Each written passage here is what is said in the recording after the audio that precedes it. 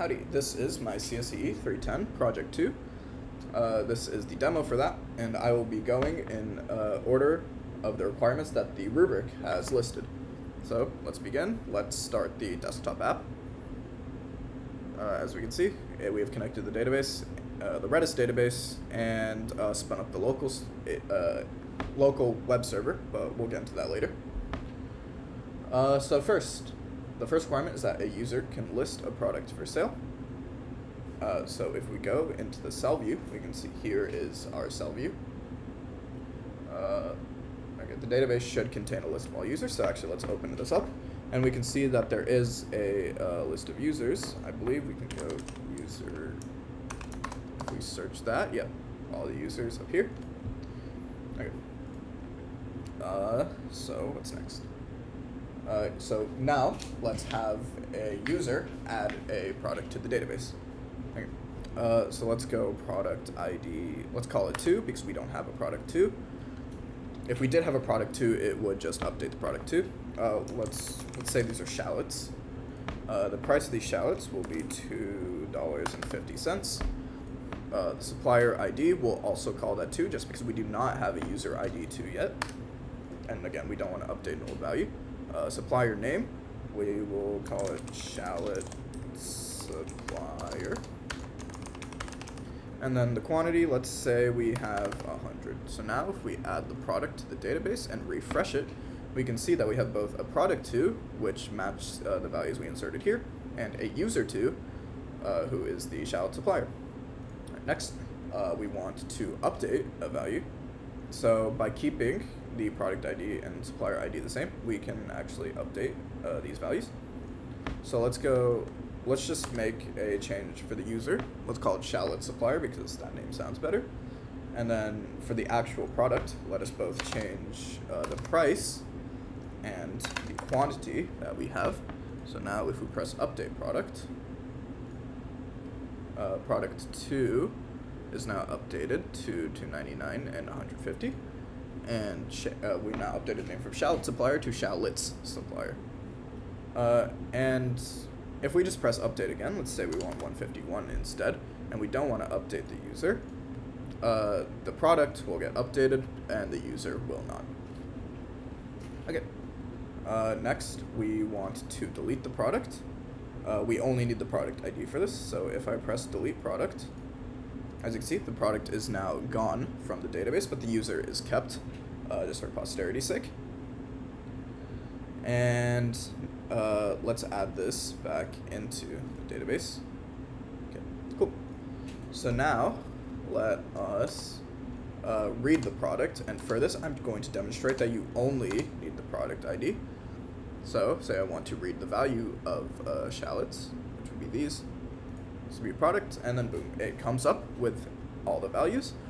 But even if these are full, you just need the product ID. So if I go product 1, which is tomatoes, and then I press view product, it is updated to these tomato values.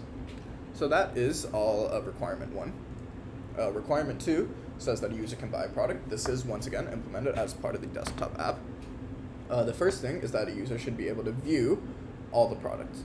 So if we press view all products right here, it's currently empty, but if we refresh the product list, it comes up with all of the products from our database. So product 1, product 0, and product 2 are all there along with their values. Yeah.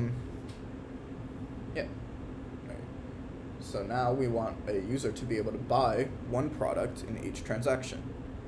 Right, so if we go to the buy view, which is the customer view, we need a user ID for this. So let's say user 1, which is tomato supplier, wants to buy some shallots.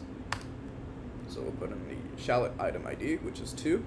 The card name, so this can be anything because card names don't always line up with usernames.